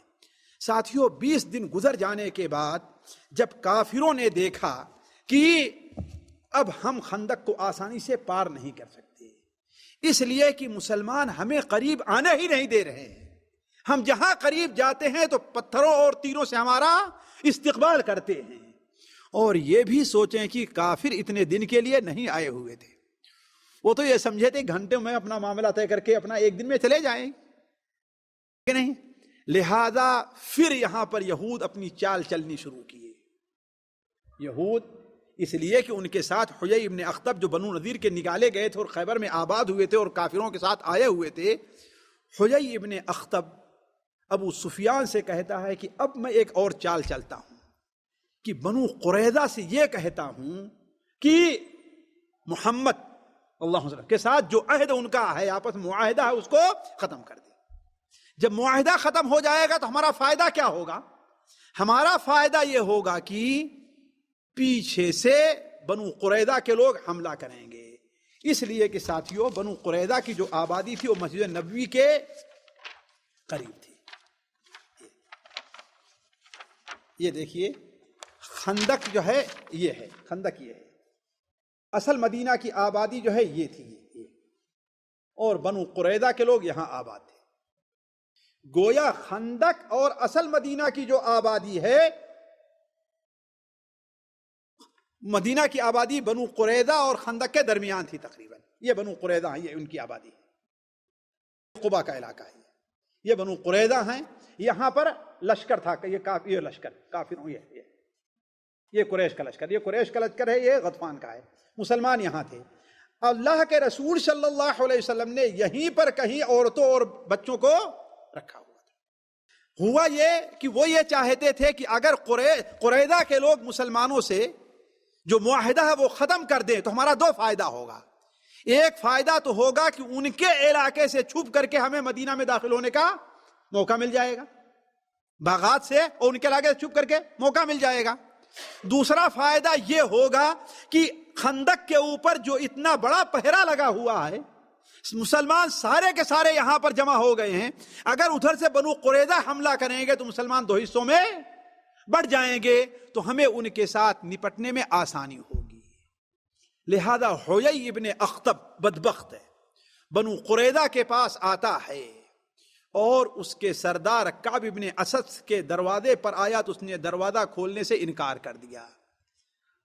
کہتا ہے حیی ابن اخطب کہ ساری دنیا کی عزت لے کر کے آیا ہوں، فوجوں کا سیلاب ہے تمہارے ساتھ آ رہا، تمہارے لیے آ رہا ہے، اگر چاہتے ہو تو سارے مل کر کے محمد اور ان کے ساتھیوں کا خاتمہ کر دیا جائے، اللہم صلی علی محمد۔ اور بنو غطفان کے لوگ بھی اور قریش کے لوگ یہ تہیہ کیے ہوئے ہیں کہ جب تک جڑ سے انہیں اکھاڑ نہیں دیں گے یہاں سے جائیں گے نہیں۔ آپ نے کہا کہ تو میرے پاس ایسی بدلی لے کر کے آ رہا جس کا پانی جھڑ گیا، اس میں پانی نہیں ہے، خالی آواز ہے، اس میں کوئی پانی نہیں ہے، تو میرے لیے دنیا کی ذلت لے کر کے آیا ہے۔ محمد نے صلی اللہ علیہ وسلم کبھی خلاف ورزی اور وعدہ خلافی نہیں کی ہے، معاہدہ نہیں توڑا، ہم ان کے معاہدے کو نہیں توڑ سکتے۔ کہا اللہ کے بندے مجھے اندر تو آنے دے، کہا نہیں میں دروازہ نہیں کھولتا، لیکن کہا کہ اچھا تو ایک آج کی اصطلاح میں تو ایک کپ چائے پلانے سے بھی بھاگتا ہے، یعنی جیسے کہتے نا تجھے اتنا ایک کپ چائے پلا دے ہم کو، تجھے یہ ڈر ہے کہ میں تیری روٹی کھاؤں گا۔ کہا کہ تو جو ہے مجھے دھوکہ دینا چاہتا ہے، لیکن جب یہ عار دلایا کھلانے پلانے کا تو دروازہ کھول دیا۔ دروازہ کھول دیا تو اس کے ساتھ بیٹھ کر کے گھنٹوں بیٹھا رہا اور اسے آخر میں قائل کر لیا۔ قائل کر لیا اس بات پر کہ ہاں معاہدہ کو توڑ دیا جائے۔ اب جب معاہدہ کو توڑ دیا ساتھیوں، مسلمانوں کے لیے ایک مشکل ترین گھڑی آ گئی۔ نبی کریم صلی اللہ علیہ وسلم کو جب اطلاع ملتی ہے تو آپ نے حضرت زبیر رضی اللہ تعالی عنہ کو بھیجا، چنانچہ آپ نے کہا کون جائے گا؟ حضرت زبیر نے کہا کہ میں جانے کے لیے تیار ہوں، اس لیے کہ وہ دشمنی پر آبادہ ہے، کوئی جائے قتل کر سکتے ہیں اس کو نا۔ حضرت زبیر سے 3 بار آپ نے کہا کون جائے گا بنو قریظہ کے خبر لے آئے گا، کیا کیا انہوں نے؟ حضرت زبیر نے کہا کہ میں جاتا ہوں۔ اس وقت آپ نے فرمایا ہر نبی کا ایک حواری اور دوست ہوتا ہے، اور جنت میں میرے حواری اور دوست کون ہے؟ زبیر ابن عوام ہے، یہ ان کی بہت بڑی فضیلت اسی موقع پر آپ نے کہا تھا۔ چنانچہ حضرت زبیر ابن عوام بلکہ ان کی والدہ آپ صلی اللہ علیہ وسلم کی پھوپھی صفیہ نے کہا اے اللہ کے رسول میرا ایک لوتا بیٹا ہے، اسے ہی آپ قتل ہونے کے لیے بھیج رہے ہیں، اسے ہی آپ، لیکن یہ کہتے زبیر رضی اللہ عنہ تشریف لے گئے اور اندازہ کر کے آئے کہ ہاں اب جو ہے وہ لوگ معاہدہ کو توڑ دیا۔ وہ کیسے؟ کہا اس لیے کہ قلعہ کی دیوار کو درست کر رہے ہیں، راستے صاف کر رہے ہیں، جانوروں کا چارہ اکٹھا کر رہے ہیں۔ اس کا مطلب کیا ہے کہ کسی مشکل وقت کے لیے تیاری ہو رہی ہے۔ روایات میں آتا ہے کہ آپ صلی اللہ علیہ وسلم کو اس کا اتنا غم ہوا کہ آپ غم سے چادر اوڑھ کر کے لیٹ گئے کہ اب کیا کیا جائے۔ مدینہ منورہ اس لیے کہ آبادی کیا تھی، مدینہ منورہ اندر ہے، لیکن مزید تحقیق کے لیے آپ نے حضرت سعد ابن معاذ سعد ابن عبادہ کو بھیجا، کہا جاؤ دیکھ کر کے آؤ، پوچھو تو ان سے کہ ہمارا تمہارا معاہدہ ہے، یہ کیا خبر ہے۔ لیکن آپ نے کہا کہ واپس آ کر کے یہ نہ کہنا کہ معاہدہ توڑ دیا ہے، ورنہ مسلمانوں کے اندر اور خلبلی مچ جائے گی۔ چنانچہ وہ دونوں گئے اور ان سے بات کیا تو بنو قریظہ کے لوگ کہتے ہیں کہ ہمارا محمد کے ساتھ کوئی معاہدہ نہیں ہے، اللہم صلی علی محمد، ہم نے ان کے ساتھ کوئی معاہدہ نہیں کیا ہے، ہم ان کو پہچانتے نہیں، ہم ان کو مانتے ہی نہیں کہ اللہ کے نبی ہیں۔ چنانچہ ان دونوں نے آ کر کہا اے اللہ کے رسول عدل وقارہ، عدل وقارہ، اس لیے کہ یہ دونوں قبیلے ہیں جو غزوے رجیع اور بیر معونہ کے موقع پر مسلمانوں کے ساتھ غداری کی تھی۔ یعنی مطلب کیا ہے کہ بنو قریظہ غداری کے اوپر آمادہ ہو گئے ہیں۔ آپ صلی اللہ علیہ وسلم وہیں پر اللہ اکبر کہتے اٹھے اور کہا کہ مسلمانوں اللہ تمہاری مدد ضرور کرے گا۔ اسی وقت سے متعلق اللہ تبارک و تعالی جو ہے ساتھیوں سورہ الاحزاب میں ارشاد فرماتا ہے کہ اذ جاؤوکم من فوقکم ومن اسفل منکم واذ زاغت الابصار وبلغت القلوب الحناجر وتظنون بالله الظنون هنالك ابتلي المؤمن وزلزلوا زلزالا شديدا۔ اس وقت کو بھی یاد کرو جبکہ دشمن تمہارے اوپر کی طرف سے بھی آ رہے ہیں، یعنی قریش اور ان کا 10,000 کا جو لشکر ہے، ومن اسفل منکم، اور تمہارے نیچے سے یعنی بنو قریظہ ہیں، وَإِذْ زَاغَتِ الْأَبْصَارُ تمہاری آنکھیں پتھرا گئی تھی، وَبَلَغَتِ الْقُلُوبُ الْحَنَاجِرَ اور خوف سے تمہارے دل گلے تک پہنچ گئے تھے، وَتَظُنُّونَ بِاللَّهِ الظُّنُونَ اور اللہ کے بارے میں تم لوگ بدظنی کے شکار ہونے جا رہے تھے۔ اس وقت اللہ تعالیٰ نے مسلمانوں کو آزمایا اور سخت جھجھوڑا ہے، وَزُلْزِلُوا زِلْزَالًا شَدِيدًا، سخت جھجھوڑا ہے۔ ایسے ہی موقع پر کافروں نے کافر بات بنانا شروع کر دیے۔ کوئی کیا کہتا کہ ابھی تو تھوڑی دیر پہلے تم سے محمد صلی اللہ علیہ وسلم یہ کہہ رہے تھے کہ کسرا اور قیصر کے محل بھی فتح کرو گے تم، اور آج صورتحال یہ ہے خوف کا کہ ہم قضائے حاجت کے لیے بھی جاتے ہوئے ڈرتے ہیں، قضائے حاجت کے لیے بھی جاتے ہوئے ڈرتے ہیں۔ تو ساتھیوں یہ بڑا مشکل مرحلہ مسلمانوں پر آیا، سچے ایمان والوں کا اور منافقین کا وہاں پر اظہار ہو گیا۔ آپ کی فوج میں جو منافق موجود تھے اب وہ کہنے لگے کہ اے اللہ کے رسول مجھے گھر جانے کی اجازت دے دیجئے، اس لیے کہ ہمارا گھر ایسے کھلا پڑا ہے، ہمارا گھر کھلا پڑا ہے، بچوں کی حفاظت کرنے والا کوئی نہیں ہے، اے اللہ کے رسول مجھے جانے کی اجازت دے دیجئے اس لیے کہ مجھے وہاں پر کام ہے۔ آپ صلی اللہ علیہ وسلم جس کو تھا آپ چاہتے اجازت دے بھی دیتے تھے، کیوں؟ اس لیے کہ آپ یہ سمجھتے تھے کہ ہماری فوج میں رہیں گے پھر بھی ان کا کوئی فائدہ نہیں ہے۔ یہ مشکل وقت تھا ساتھیوں کہ مسلمان سخت مشکل وقت میں پڑے، لیکن اللہ تبارک و تعالی نے ایسے وقت میں بھی نبی کریم صلی اللہ علیہ وسلم کی مدد کی، بلکہ صورتحال یہاں تک پہنچ گئی تھی کہ نبی صلی اللہ علیہ وسلم نے ان کے اندر پھوٹ ڈالنا چاہا۔ کس میں؟ قریش میں اور بنو غطفان میں۔ بنو غطفان کے سردار کو کہلا بھیجا کہ تم واپس چلے جاؤ، مدینہ منورہ کی آدھی آمدنی ہم تمہیں دینے کے لیے تیار ہیں۔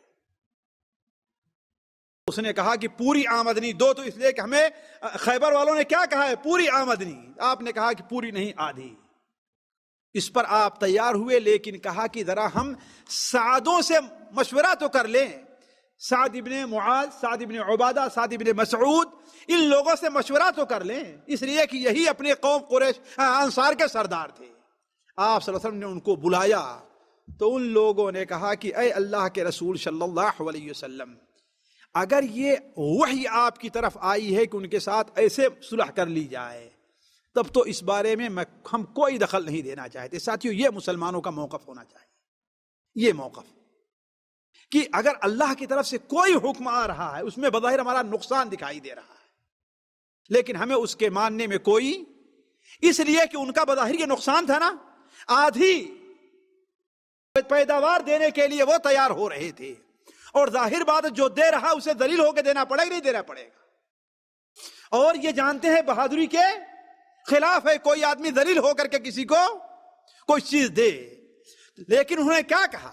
اگر یہ اللہ کی طرف سے وہی آپ کی طرف کی گئی ہے ایسا کیجئے، تب تو ہمیں اس پر کوئی اعتراض نہیں ہے، ہم ماننے کے لیے تیار ہیں۔ لیکن اگر آپ ہمارے اوپر رحم کرتے ہوئے ایسا چاہتے ہیں تو اللہ کی قسم ہم انہیں پیداوار کی بات تو چھوڑ دیے، تلوار کے علاوہ کوئی اور چیز نہیں دیں گے۔ پہلے ہم جاہل تھے، شرک پر تھے، انہی کی طریقے سے تھے، پھر بھی ہم سے وہ لوگ یا تو خرید کر کے کھجور لے پائے ہیں، یا تو مہمان بن کر کے آئے، ہم نے کھلایا تب ہم سے کھجور لے پائے ہیں، ورنہ کھجور کا ایک دانہ بھی ہم سے وہ نہیں لے سکے ہیں۔ آج جبکہ اللہ تعالیٰ نے ہمیں عزت بخشی ہے، اللہ نے ہمیں مسلمان بنا دیا ہے، توحید کی دولت ہمیں مل گئی ہے، تو ہم دلیل بن کر کے انہیں یہ دیں گے؟ اللہ کی قسم ہم انہیں تلوار کے علاوہ اور کوئی چیز دینے کے لیے تیار نہیں۔ آپ نے کہا اگر تم یہ چاہتے ہو تو یہی بات صحیح ہے، اس پر ہم موافق ہیں، ہم تو تمہارے اوپر رحم کرتے ہوئے یہ بات کہہ رہے تھے۔ گویا ایک امید جو مسلمانوں کو بن گئی تھی کہ معاملہ حل ہو جائے گا، وہ پھر ساتھیوں اس طریقے سے تقریباً 27 دن گزر گئے۔ کتنے؟ 27 دن یا 26 دن گزر گئے، 27 یا 26 دن، لیکن روایات میں وہ ہے 27 سے 26 دن گزر جانے کے بعد جب معاملہ اور سخت آیا ہے۔ آپ جانتے ہیں کہ ایک مثل ہے کہ مشکل جہاں زیادہ ہوتی ہے اس کے بعد آسانی ضرور آتی ہے۔ جہاں کہیں مشکل آئے گی فَإِنَّ مَعَ الْعُسْرِ یسرا، ہر چیز کے لیے ایک انتہا ہے۔ کوئی چیز انتہا کو پہنچ جائے تو اس کے بعد آسانی ضرور آتی ہے. اب یہ مسلمانوں کے بارے میں اللہ تعالیٰ فرماتا ہے کہ ان کے دل کہاں گلے تک پہنچ گئے تھے. اب مسلمانوں کا ساتھیوں سونا بھی حرام ہو گیا تھا. کیوں؟ اس لیے کہ خطرہ تھا کہ ادھر سے کبھی بھی حملہ ہو سکتا ہے اور اندر سے کبھی حملہ ہو سکتا ہے. تو اللہ تبارک و تعالی کے لیے راہ پیدا کرتا ہے. چنانچہ ایک دن اللہ کے رسول صلی اللہ علیہ وسلم کے پاس مسلمان آتے ہیں اور کہتے ہیں اے اللہ کے رسول صلی اللہ علیہ وسلم بڑا مشکل مرحلہ ہے, ہم کیا کریں؟ کون سی دعا, کوئی دعا سکھائیے کہ ہم پڑھیں. تو آپ نے کہا کہو اللہم استر عوراتنا وآمر روعاتنا. اللہم استر عوراتنا, اے اللہ تعالی ہماری عزت باقی رکھیے گا. اللہم استر عوراتنا, ہماری عورت یعنی پردے جو ہے اس کو چھپانا. وآمن روعاتنا, اور خوف ہمارے اوپر جو لاحق ہے اللہ تعالی ہمیں اس سے امن دے. اور خود اللہ کے رسول صلی اللہ علیہ وسلم دعا کے لیے کھڑے ہوئے اللہ تعالیٰ سے. چنانچہ مسند احمد میں جابر بن عبداللہ کی روایت ہے کہ اللہ کے رسول صلی اللہ علیہ وسلم نے آج جہاں پر مسجد فتح بنی ہوئی ہے, وہاں خندق کا جو علاقہ وہاں مسجد فتح, وہاں پر آپ صلی اللہ علیہ وسلم نے ظہر کے بعد یوم الاثنین کو آپ نے دعا کی, یوم الثلاثاء کو دعا کی, یوم الاربعاء کو دعا کی. یوم الاربعاء کو ظہر کے بعد آپ صلی اللہ علیہ وسلم کی دعا قبول ہوتی ہے. آپ صلی اللہ علیہ وسلم کی عام دعا یہ تھی اللہم منزل الکتاب ومجری السحاب اہزم الاحزاب اللہم اہزمہم وزلزلہم. اے بدلی کو لے چلانے والے, اے کتاب کو نازل کرنے والے, ان جتھوں کو ہلا کر کے رکھ دے, انہیں ہرا دے. تو آپ صلی اللہ علیہ وسلم کی دعا قبول ہوئی اور اللہ تبارک و تعالی نے کچھ ظاہری اسباب پیدا کر دیے اس جنگ کے خاتمے کے لیے. کچھ ظاہری اسباب پیدا کر دیے اس جنگ کے خاتمے کے لیے. وہ اسباب بیان کر کے میں اپنی بات کو بند کرتا ہوں. پہلا سبب تو یہ تھا کہ یہ محاصرہ بڑا طویل ہو گیا تھا. یہ گھیراؤ جو مسلمانوں کا تھا بڑا 1 مہینہ قریب ہونے جا رہا تھا, اور لوگ اتنی لمبی تیاری کر کے نہیں آئے تھے, اور مستقبل قریب میں جلدی کسی فتح کی امید نظر نہیں آ رہی تھی. یہ مشکل مرحلہ آنے کے باوجود بھی مسلمان اپنی جگہ پر اڑے ہوئے تھے. اللہ کے رسول صلی اللہ علیہ وسلم نے کچھ اور لوگوں کو 500 لوگوں کو متعین کیا کہ غزوہ جہاں دیار بنو قریظہ ہے اور وہاں پر, اور عورتیں جہاں پر ہیں ان کی سخت نگرانی کریں.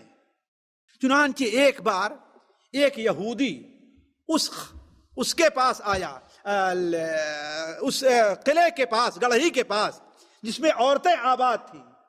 وہ ادھر کسی طریقے سے پار کر کے دیوار کے اندر چلا گیا تو اللہ کے رسول صلی اللہ علیہ وسلم کی پھوپھی حضرت صفیہ نے خیمے کی ڈنڈے سے مار مار کر کے اسے ہلاک کر دیا اور اس کو اٹھا کے باہر پھینک دیا. ماشاءاللہ پہلوان تھی. تبھی تو آپ لوگوں نے غزوہ احد کے موقع پر سنا ہوگا کہ حضرت زبیر بیان فرماتے ہیں کہ جب غزوہ حضرت حمزہ کی شہادت کی جب خبر پھیلی تو میری پھوپھی بھی, میری والدہ یعنی اللہ کے رسول کی پھوپھی, وہ بھی بھاگتی ہوئی آ رہی تھی. تو آپ جب دور سے آتے ہوئے انہیں دیکھا تو کہا کہ جا کر کے اپنی والدہ کو روکو, آگے نہ جانے پائے, ورنہ حمزہ کی لاش کی جو حالت بنائی ہے لوگوں نے, یہ دیکھ کر کے انہیں بڑی تکلیف ہوگی. تو حضرت زبیر بن عوام کہتے ہیں کہ میں آگے جا کے سامنے کھڑا ہوا تو زور کا مجھے ایک سینے پر گھونسا مارا کہ ہٹ میرے سامنے سے بدبخت نہیں کے, اور میں گر گیا. تو ماشاءاللہ ایسے طاقتور تھے حضرت صفیہ رضی اللہ تعالی عنہا. تو اس طریقے سے بنو قریظہ نے سمجھا کہ اس کا مطلب ہے کہ یہاں بھی فوج موجود ہے. تو کہنے کا مطلب کہ مسلمانوں نے اپنا پورا انتظام کیا اور بڑی بہادری کے ساتھ اڑے رہے. تو اب قریش یہ دیکھ رہے تھے کہ کوئی جلدی کامیابی کی صورت نظر نہیں آ رہی ہے, اور بنو غطفان کے لوگ چونکہ پیسے کے لیے آئے تھے, اب ان کے بھی پاؤں ڈگمگانے لگے کہ اب واپس چلنا چاہیے. ادھر 1 مہینے کا وقت بھی بیکار ہمارا گیا ہے کہ نہیں, اور ادھر خیبر کی جو آمدنی ملنے والی تھی وہ بھی نہیں ملنے والی ہے. تو یہ لمبا مرحلہ ہونے کی وجہ سے ہونا یہ بھی ایک سبب بنا ہے. دوسرا سبب, بنو غطفان کے ایک آدمی نعیم ابن مسعود ہے, وہ مسلمان ہو گئے تھے, اور نہ تو قریش ان کے مسلمان ہونے کا معاملہ جانتے تھے, نہ خود ان کا قبیلہ جانتا تھا، نہ بنو قریظہ کے لوگ جانتے تھے کہ ہاں یہ مسلمان ہو گئے ہیں۔ تو یہ نبی صلی اللہ علیہ وسلم خدمت میں آتے ہیں اور کہتے ہیں اے اللہ کے رسول، میں دیکھ رہا ہوں کہ آپ بڑی مشکل میں ہیں، کیا میں آپ کی کوئی مدد کر سکتا ہوں؟ آپ نے کہا تم اکیلے ہو، کیا مدد کرو گے؟ اکیلے ہو، ایک آدمی کیا مدد کرو گے؟ البتہ ایسا کرو کہ ان میں پھوٹ ڈالنے کی کوئی چال چلو، تو کوئی ایسی چال چلو کہ اس میں پھوٹ پڑ جائے۔ چنانچہ انہوں نے ایک ترکیب سوچی، بنو قریظہ کے پاس گئے اور کہے کہ تم لوگ بے وقوف ہو، تم نے بہت بڑا خطرہ مول لیا ہے، تم دیکھ رہے ہو کہ 1 مہینہ ہو گیا ان محمد اللہم صلی اللہ علیہ وسلم اور ان کے لشکر کے اوپر کسی کو قبضہ نہیں مل رہا ہے، تم نے بہت بڑی غلطی کی ہے۔ آج قریش کے لوگ اگر چلے جائیں گے، اور ہم نے سنا ہے کہ اب جانا چاہتے ہیں، وہ جانے کی تیاری کر رہے ہیں، آج چلے جائیں گے تو تمہارا بھی وہی حشر ہوگا جو قینقاع اور بنو نذیر کا ہوا ہے، بلکہ تم تو بڑے غدار، تمہاری گردن مار دی جائے گی۔ تو کہا ہاں یہ غلطی تو ہے۔ کہا پھر کیا کرنا چاہیے؟ کہا ایسا کرو کہ قریش سے یہ معاہدہ کر لو کہ 40 آدمی کو بطور ضمانت کے تمہارے پاس چھوڑ دیں، اس لیے کہ اگر جو ہے تمہارے اوپر مسلمانوں کا حملہ ہوا تو وہ بھی لوگ مارے جائیں، ورنہ قریش اگر 40 آدمی تمہارے پاس رہے چھوڑ کر کے نہیں جائیں گے، ورنہ چھوڑ کر کے چلے جائیں گے۔ یہاں سے کہا تم بڑی بہترین بات کر رہے ہو، اور یہاں سے نکل بنو قریظہ کے پاس، قریش کے پاس گئے اور قریش سے کہا کہ بنو قریظہ اپنے کیے پر بڑے شرمندہ ہیں، اور وہ یہ چاہ رہے ہیں، انہوں نے محمد صلی اللہ علیہ وسلم ان سے بات چیت کی ہے کہ ہم سے غلطی ہو گئی، آپ میں معاف کر دیجیے، اور اس کے بدلے ہم قریش کے 40 آدمیوں کو آپ کو دیتے ہیں، آپ ہمیں معاف کیے اور ان کی گردن آپ مار دیجیے۔ جا کر قریش سے یہ کہا تو قریش نے کہا کہ اچھا یہ کہہ رہے ہیں۔ چنانچہ اپنا آدمی جب بھیجتے ہیں بنو قریظہ کے پاس، تو بنو قریظہ کے لوگوں نے کہا کہ دیکھو بھائی، تمہارا کوئی بھروسہ نہیں، تم کب جا سکتے ہو، ہمیں اکیلے چھوڑ دو گے، لہذا اپنے 40 آدمی ہمارے ہاں بطور ضمانت کے رکھو کہ جب تک اس جماعت کا فیصلہ نہیں ہوگا، یعنی محمد صلی اللہ علیہ وسلم اور مسلمانوں کا فیصلہ نہیں ہوگا، تب تک ہم چھوڑ کر کے جائیں گے نہیں تمہیں۔ کہا یہ تو بڑی اچھی، یہ تو وہی بات ہے جو نعیم بن مسعود کہہ رہا تھا کہ ہمارے لوگوں کو یہ مسلمانوں کے حوالے کرنا چاہتے ہیں۔ اس طریقے سے کیا ہے، دونوں میں اب پھوٹ پڑ گئی۔ تیسری جو جسے کہتے ہیں کہ حقیقی یا بالکل فوری سبب بنا ہے، فوری سبب بنا، جسے سبب مباشر کہتے ہیں عربی میں، وہ کیا ہے؟ آپ لوگوں نے جیسا کہ سنا یہ کہ ٹھنڈی کا موسم تھا، قریش ویسے ہی پریشان ہو گئے تھے، اتنا کھانے پینے کا سامان لے کر کے نہیں آئے ہوئے تھے۔ ٹھنڈی کے موسم میں اللہ تبارک و تعالی نے ایک مسلمانوں کی مدد کے لیے سخت ٹھنڈی ہوا چلا دی۔ اذ جاءتکم جنود فارسلنا علیہم ریحا وجنودا لم تروها، جب تمہارے پاس جتھے آئے تو ہم نے ان کے اوپر سخت ہوا کو مسلط کر دیا، اور اس کے ساتھ ساتھ ایک جماعت یعنی فرشتوں کی جماعت کو بھی نازل کی۔ چنانچہ رات میں ساتھیوں جیسے ہوا کہ سخت ٹھنڈی ہوا، پوربی ہوا چلنا شروع ہو گئی، اور جانتے ہیں پوربی ہوا کی یہ صفات ہے کہ وہ ہڈیوں کے اندر تک پہنچ جایا کرتی، ہڈیوں کے اندر تک، اور جس کو جہاں بھی چوٹ لگ رہی تھی درد ہونا شروع ہو جاتا ہے پوربی ہوا میں۔ تو پورب سے ہوا چلنی شروع ہوئی اور اتنی تیز چلی کہ ان کے خیمے کی کھوٹیاں الٹ گئیں۔ آگ جلاتے تھے سردی کے لیے تو آگ اڑ جایا کرتے تھے، بجھ جایا کرتی تھی۔ اب ان کے لیے نہ تو وہاں پر ٹھہرنے کے لیے کوئی جگہ ہے قریش کے لیے، اور نہ وہاں پر رہنے کی جگہ ہے۔ ایک صحابی حضرت حذیفہ رضی اللہ تعالی عنہ ہیں، وہ بیان کرتے ہیں کہ اسی رات، جس رات خوب ٹھنڈی ہوا چل رہی تھی، اس رات آپ صلی اللہ علیہ وسلم نے تمام مسلمانوں کو خطاب کر کے کہا کہ کون ہے جو بنو قریظہ میں قریش کے پاس جائے، ان کی خبر لے کر کے آئے، لیکن کوئی ایسی حرکت نہیں کرے گا جو اسے نہیں کرنا چاہیے، اور واپس بھی آئے۔ یہ 2 شرطیں بڑی مشکل تھی ساتھیوں۔ ایک تو ہے کہ واپس آنے کی شرط، پتہ نہیں قتل ہو جائے، دوسری یہ ہے کہ ہاں بھائی کوئی ایسی حرکت نہ کرے۔ حضرت حذیفہ بیان کرتے ہیں کوئی مسلمان کھڑا نہیں ہوا، مسلمان بزدل نہیں تھے، لیکن یہ شرط پورا کرنا کہ واپس بھی آنا ہے اور ان کے بارے میں صحیح معلومات لے کر کے آنی ہے، یہ ذرا مشکل کام تھا۔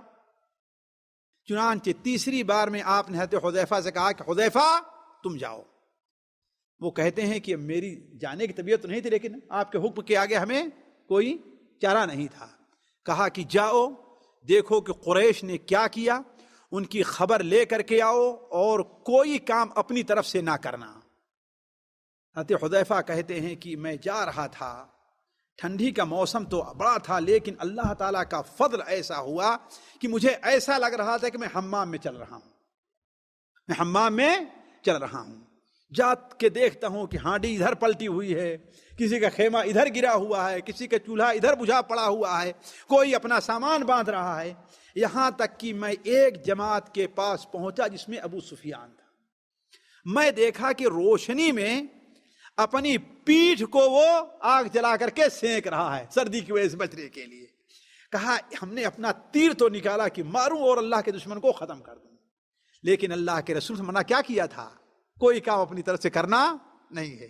کہا اگر آپ کا دیکھیے ہر موقع پر صحابہ کرام کیسے آپ کے فرمان کو یاد کرتے اور آپ کی اتباع کیا کرتے تھے۔ اسی لیے میں کہتا ہوں ساتھیو، وہ جماعت اس لائق تھی کہ اللہ کے رسول کی خدمت کے لیے اسے چنا جائے۔ اور یہ بات کب بیان ہے؟ حذیفہ نے کب بیان کی تھی؟ اس لیے کہ ایک مجلس میں تھے تو تابعین میں سے کچھ نوجوانوں نے کہا کہ اللہ کے رسول صلی اللہ علیہ وسلم کے ساتھ آپ لوگ کیسے رہتے تھے؟ اگر اس زمانے میں ہوتے تو ہم تو آپ کو زمین پر بھی نہ چلنے دیتے، اپنے کندھوں پر اٹھا کر کے اللہ کے رسول کو لے چلتے۔ کہا کہ تم لوگ ایسی بات نہ کرو، کتنے مشکل مرحلے آئے ہیں کہ اچھے لوگوں کے قدم۔ تو یہ مرحلہ بیان کیا تو کہا کہ پھر ہوا کیا؟ لیکن ہم نے اپنا تیر اس جماعت میں پہنچ گیا جہاں ابو سفیان بیٹھا ہوا تھا۔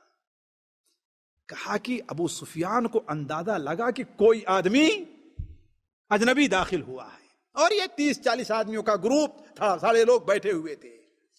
کہنے لگا کہ دیکھو ہر آدمی اپنے ساتھی کا ہاتھ پکڑے کون ہے اس کے ساتھ۔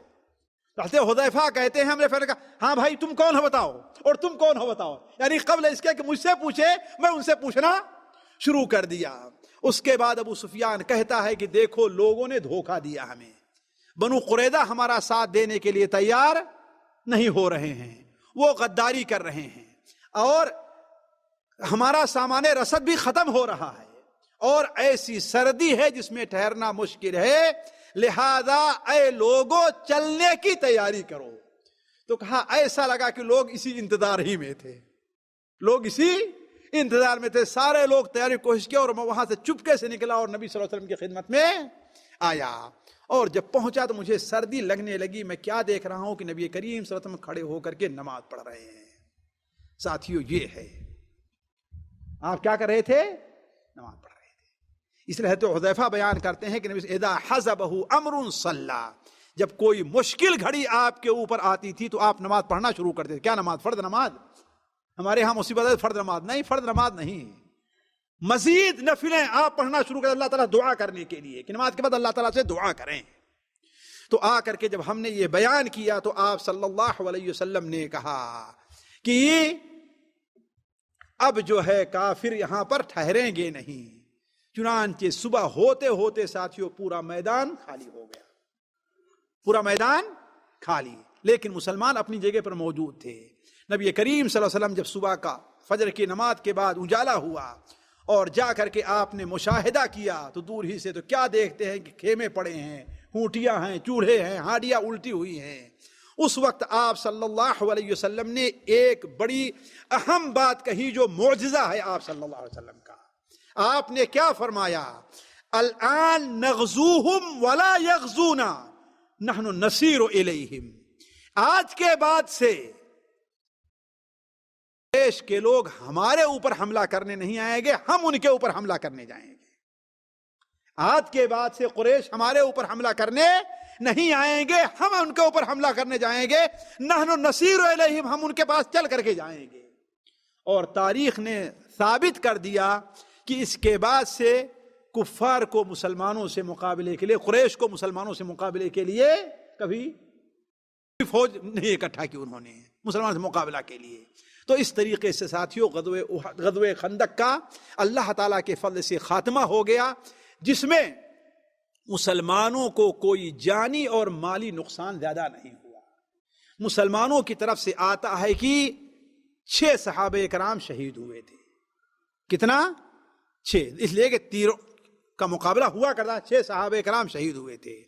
اور کافروں کے بارے میں زیادہ سے زیادہ جو ذکر آتا ہے وہ 10 کا ہے کہ 10 کافر قتل کیے گئے تھے، اس سے زیادہ کا ذکر نہیں آتا۔ بعد میں اس سے کم کا بھی ذکر آتا ہے، بعد میں 4 کا ذکر آتا ہے، بعد میں 4 کا ذکر آتا ہے۔ تو اس طریقے سے یہ جنگ خاتمے کو پہنچی، مسلمانوں کے اوپر سے یہ مصیبت ٹلی، لیکن ابھی اسلامی جہاد ختم نہیں ہوا۔ نبی کریم صلی اللہ علیہ وسلم واپس جا کر کے اپنے گھر میں آپ نے ظہر کی نماز پڑھی، یا ظہر کی نماز سے پہلے آپ صلی اللہ علیہ وسلم غسل فرما رہے تھے کہ حضرت جبرائیل آئے، تشریف لے آئے اور کہا آپ نے ہتھیار رکھ دیا ہے؟ ابھی تو اللہ کے فرشتوں نے ہتھیار رکھا ہی نہیں ہے، اس طرف چلیے، اس طرف نکلیے۔ وہ کہاں؟ بنو قریظہ کی طرف، جنہوں نے مشکل وقت میں آپ کے ساتھ غداری کی ہے، جس کا ذکر انشاءاللہ ہم اور آپ اگلی مجلس میں سنیں گے۔ اللہ تبارک و تعالیٰ سے دعا ہے کہ اللہ تعالیٰ ہمارا اور آپ کا یہاں پر بیٹھنا قبول فرمائے، یہاں جمع ہونے کی برکت سے اللہ تعالیٰ ہمارے اور آپ کے گناہوں کو معاف کرے، ہمارے اور آپ کے دل میں نبی کریم صلی اللہ علیہ وسلم کی سنت اور آپ کی سیرت کی محبت ڈال دے، کہ ہم آپ صلی اللہ علیہ وسلم کی سنت کو پڑھیں، سیکھیں اور اس کے مطابق اپنی زندگی ڈھالنے کی کوشش کریں۔ سبحانک اللہم و بحمدک، اشہد ان لا الہ الا انت، استغفرک و اتوب الیک۔